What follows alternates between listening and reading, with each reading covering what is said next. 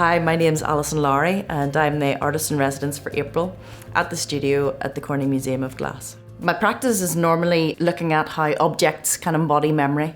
We would do a foundation year degree in the UK and Northern Ireland, and I suppose I had an interest in textiles, so I would have done bits of embroidering and lace making and stuff like that. But it wasn't until my final year that I realised I probably wasn't really all that good at printed textiles.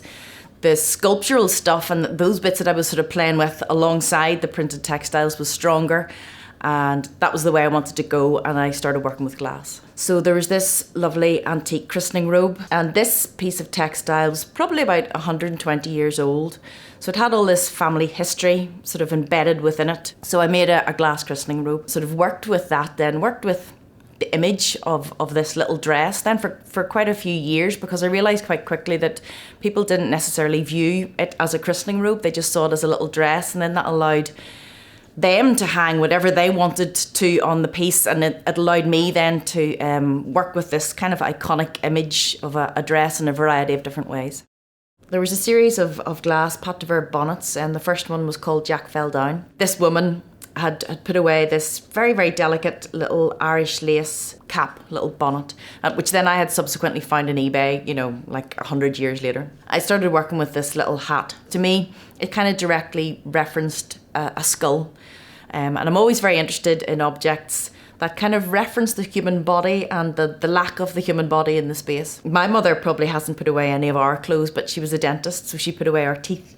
So to me, to present, you know, the pâte de verre baby's bonnet, sort of skull-like reference with the baby teeth, just made sense. I came over here with the idea that I would look at where memory actually comes from in the brain, and specifically looking at traumatic memory. You know, you can take these concepts, but then actually trying to realise them in an object or a visual form is quite tricky, because we don't have, you know, the brain is just a spongy mash. There's no sort of like visuals that you can work with. So I've been working with this mould. I made it immediately when I got here. I made a silicone mould of it, and then started working with this silicone mould, making wax brains, making ice brains, making brains out of plaster, and then developing those on then into cast glass and pâte de verre, which is crushed glass and glue packed in finely.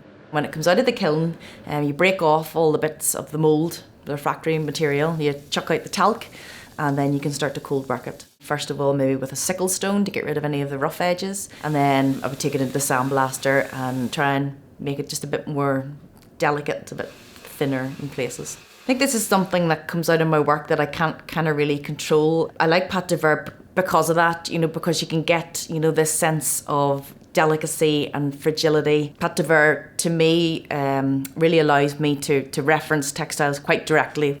I wasn't really sure about what I was going to be able to achieve over the month. I've never done an artist residency before. To have the fantastic facilities within the studio, was walking in having to pinch myself that I was actually here. I mean, it's just been a fantastic experience.